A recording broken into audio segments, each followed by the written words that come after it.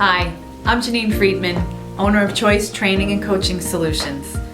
I coach stressed out executives who want to lead better, work smarter, and live happier. Today, I'm going to be discussing the second of the 5 practices of exemplary leadership, which is inspire a shared vision. As a leader, it's your role to imagine unique possibilities for your organization and share them with your team. Unfortunately, this practice is a challenge for most leaders. They're just not strong at having motivational and inspirational talks with their employees. So what we're going to do today is talk about ways that you can improve on this skill. One of the best ways we can think about improving on this skill is by looking at the most inspirational speech of modern times. And that speech is, we have to go all the way back to the 1960s, but that speech was by Martin Luther King and his March on Washington speech.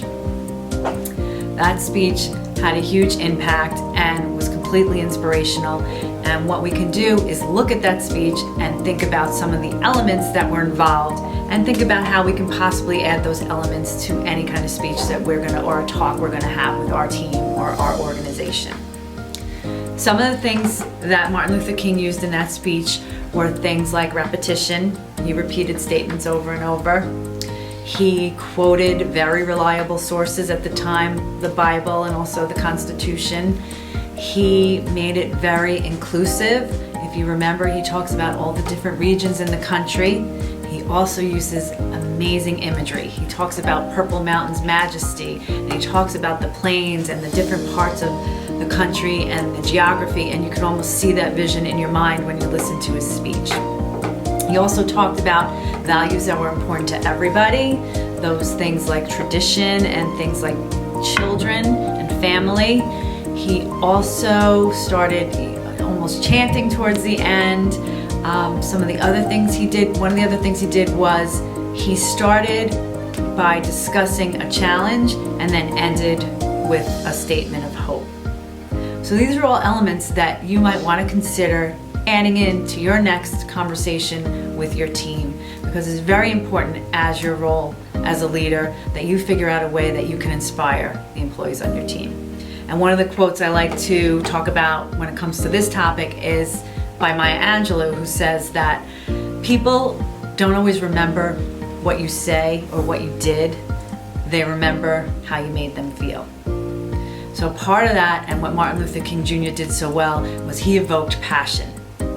So if you can figure out how to evoke passion amongst your employees, amongst the people in your organization when you speak with them, you're going to have much better of a chance of them retaining it and also inspiring them and engaging them and having them be motivated staff.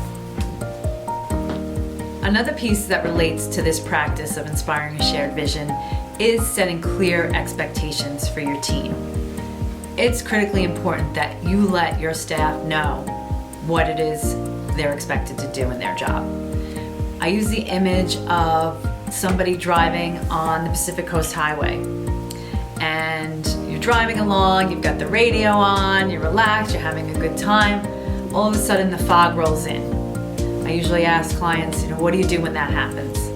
Typically they say things like they slow down, they lower the radio, they lean in, they start having a little bit of fear, and they're definitely being more cautious.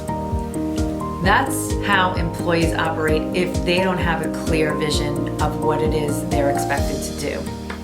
So it's very important for you as a leader to take the time and make sure that everybody on your team knows what's expected and that they have that clear vision.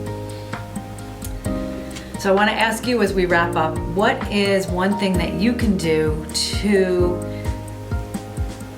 better inspire that shared vision for your team? Is there something you could add to make your next talk with your group more passionate and use more imagery? Or do you just need to sit down with some of the people on your team and go over expectations and just review them and ask them if they have any questions? Comment in the section below this video, and thanks for tuning in. And remember, leadership is a choice.